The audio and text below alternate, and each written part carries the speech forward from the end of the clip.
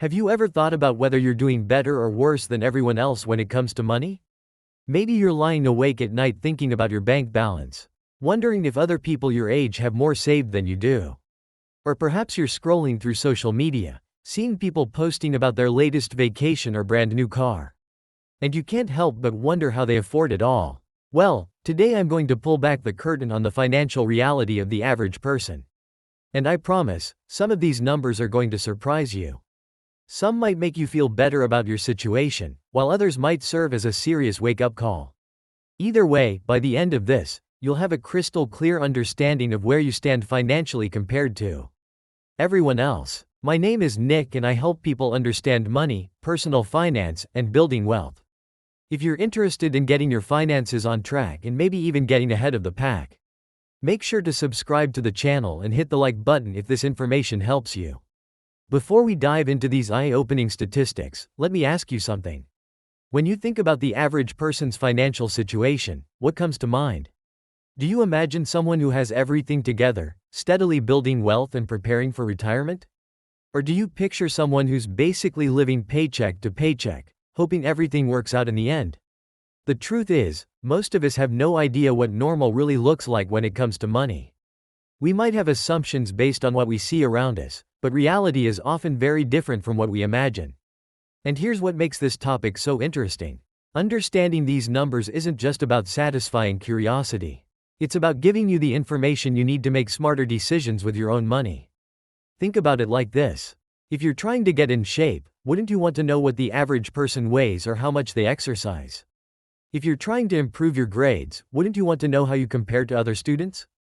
Money works the same way. When you understand where you stand compared to everyone else, you can make more informed choices about your spending, saving, and investing. So let's start with something that affects every working person: income. When you cash your paycheck every 2 weeks, are you earning more or less than the typical worker? According to the most recent data from the Bureau of Labor Statistics, the median weekly earnings for a full-time worker are just over $1,000. That works out to roughly $52,000 per year before taxes. Now let me break that down a bit further. We're talking about individual income here, not household income, which would include a spouse or other family members who might be working. And when we say median, that means half of all workers earn more than this amount and half earn less. It's right in the middle. If you're making around $26 per hour, you're right there with the average full-time worker. But here's where it gets interesting.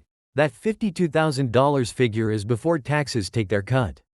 After federal taxes, state taxes, Social Security, and Medicare, that number shrinks pretty quickly. Depending on where you live, you might be taking home somewhere between $35,000 to $40,000. Suddenly, that doesn't feel like quite as much money, does it? But income is just one part of the equation. What really matters is what people are doing with that money once they earn it. And this is where things get really interesting and honestly a bit concerning. Let's talk about retirement savings, because this is where many people are in for a rude awakening.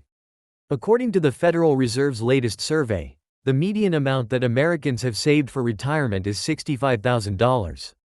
Now before you start feeling too good or too bad about that number, remember this includes people of all ages who actually have retirement accounts. Here's the kicker. About 25% of Americans don't even have a retirement account at all. They have $0 saved for when they stop working. Zero. That means 1 out of every 4 people you meet is planning to rely entirely on Social Security when they retire. Assuming it's even still around by then. For those who do have retirement savings, the numbers vary a lot by age, and some of them are pretty concerning. People under 25 have a median balance of less than $2,000. Now to be fair, if you're 23 and just starting your career, having $2,000 saved isn't terrible. But it highlights how important it is to start early. The 25 to 34 age group does a little better with a median balance of around $14,000. But even that seems pretty small when you consider these are people who have been working for several years and should be hitting their financial stride. By the time we get to the 65 and older group, the median balance climbs to around $88,000. And while that might sound like a decent amount, let's put it into perspective.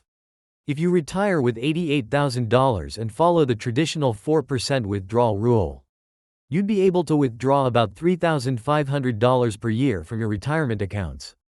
That's less than $300 per month. Think about that for a moment. Could you live on $300 per month in retirement? Even if you own your home outright and have no mortgage, $300 wouldn't cover groceries, utilities, healthcare, and everything else you need to survive. This is why understanding these numbers matters so much. If you're in your 20s, 30s, or 40s and looking at these figures, you should be having a serious conversation with yourself about whether you're saving enough. Because the average person clearly isn't. Speaking of Social Security, since so many people plan to rely on it, let's look at what the average benefit actually provides. The Social Security Administration reports that the average monthly benefit is around $1.550, which comes out to about $18,600 per year.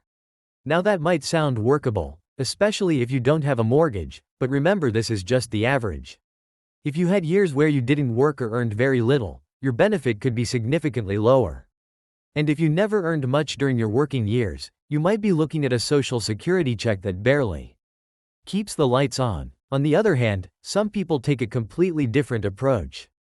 They plan their retirement assuming they won't receive anything from Social Security, treating any benefit as a bonus. It might sound overly cautious, but given the long-term challenges facing the system, it's probably not a bad way to think about it. Now let's shift gears and talk about something that affects your daily life right now: spending. How much does the average household actually spend each month? According to the Bureau of Labor Statistics, American households spend about $5,577 per month on average. Over a year, that adds up to roughly $67,000 in total spending.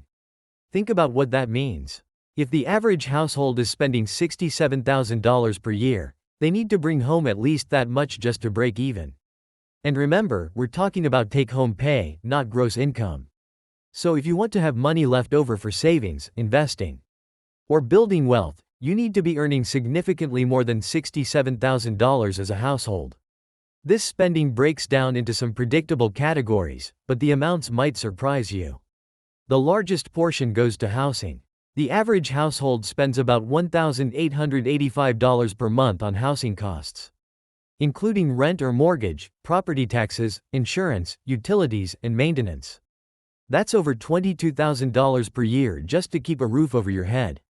Food is the second biggest expense, with the average household spending about $691 per month on groceries and dining out. That's over $8,000 per year just to keep everyone fed.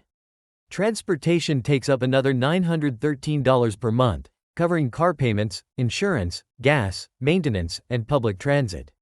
That's nearly $11,000 per year just to get from point A to point B.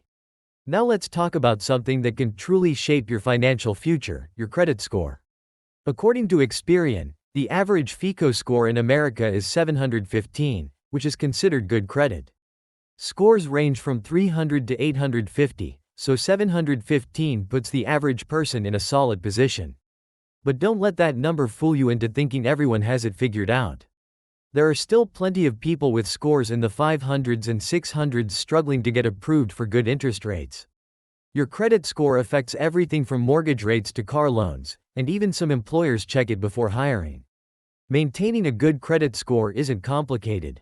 Pay your bills on time, don't max out your credit cards, and avoid opening new accounts just to save a small percentage at checkout. It sounds simple, yet many people still get it wrong. Speaking of credit, let's address the elephant in the room: credit card debt. The average household carries over $9,000 in credit card debt. That's not a mortgage or an investment. That's money spent on things that likely don't hold value anymore. What makes it worse is the interest. With rates often between 15% and 25%, carrying that debt can cost you around $1,800 per year just in interest. That's money that could have been building your future instead of enriching credit card companies. Most of this debt comes from unnecessary spending: clothes, electronics, dining out, and impulse purchases that felt right at the moment.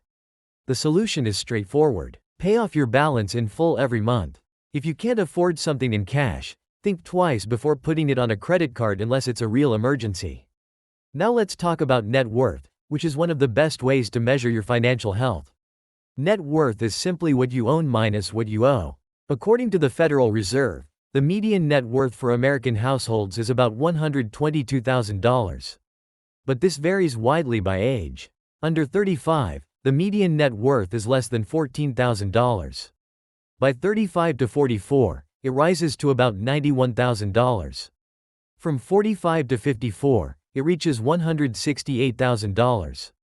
By 55 to 64, it's around $212,000, and for those 65 to 74, it climbs to $266,000. These numbers are actually achievable for most people with steady income and basic discipline. You don't need to be extraordinary. You just need to consistently spend less than you earn and invest the difference. But here's the other side: savings rates. Americans save about 6% of their income after taxes. Just 6%. And when you consider short-term goals like buying a car or home, there's not much left for long-term investing. Most experts recommend saving at least 10% to 15% for retirement alone. If you want more freedom, you may need to save even more. The average retirement age is around 61, but most people can't collect full Social Security until 67, leaving a gap that needs to be covered. And if your savings look like the averages we discussed, those years could be challenging. Here's the reality: most people are not on track. But once you understand what average looks like, you gain something powerful: clarity. And clarity gives you control. If you save more than 6%, you're already ahead. If you avoid credit card debt, you're ahead. If you invest consistently, you're far ahead. You don't need perfection, you just need consistency. Beat the average in small ways, and over time, the results become extraordinary. These numbers are not limits. They're a mirror. And once you see clearly, you can choose differently. The path is open. The decision is yours.